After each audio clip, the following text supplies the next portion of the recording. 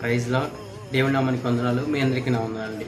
ప్రభు మనకి ఈరోజు ఇస్తున్న వాగ్దానం కీర్తన గ్రంథము 46వ కీర్తన మొదటి చరణం.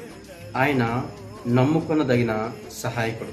ప్రైజ్లా ఈరోజు కీర్తనకారుడు ద్వారా మనకు చెప్తున్న మాట ఏంటంటే, కోరా కుమారులు వాళ్ళు పడుతున్న శ్రమ, వాళ్ళ పడుతున్న వేదన, వాళ్ళ పడుతున్న బాధలు, వీటన్నిటి నుంచి విడుదల ఎక్కడ దొరికిందంటే దేవుని సన్నిధి దగ్గరికి వచ్చినప్పుడు దొరికింది వాళ్ళకి.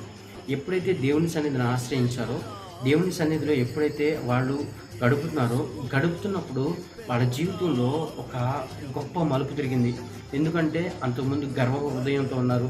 అంతకుముందు వాళ్ళు ఎలా ఉన్నారంటే, మాకు తెలుసు కదా, మాకు నచ్చినట్లు మేము జీవిస్తాం కదా, ఒక నడిపింపులో మేము ఎందుకు నడవాలి అనే ధోరణితో వాళ్ళు ఉన్నారు. కానీ వాళ్ళకి ఎప్పుడైతే శ్రమ వచ్చినప్పుడు వాళ్ళు అంటున్న మాట ఏంటంటే, ఆయన నమ్ముకొనదగిన సహాయకుడు.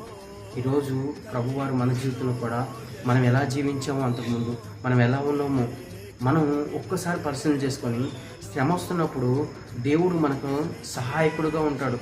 ఆపత్కాలంలో ఆయన నమ్ముకొనదగిన సహాయకుడు. ఎందుకో తెలుసా? ఆయన ఎప్పుడు ఆయన బిడ్డని విడిచిపెట్టడు. ఈరోజు మనల్ని విడిచిపెట్టకుండా కాచి కాపాడుతున్న దేవుడికి ఈ వాగ్దానం చేత పట్టుకొని, ప్రభువా అవును, నీకంటే గొప్ప దేవుడు ఈ లోకంలో ఎవ్వరు లేరని చెప్దామా? ప్రార్థన చేసుకున్నాం.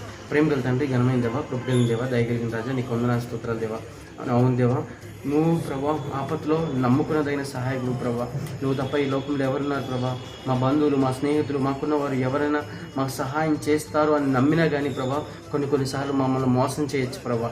కానీ నువ్వు ఎప్పుడు మమ్మల్ని మోసం చేయలేదు ప్రభా, ఎప్పుడు మమ్మల్ని విడిచిపెట్టలేదు ప్రభా. నువ్వు మమ్మల్ని పోషించావు, నడిపించావు, కాచి కాపాడే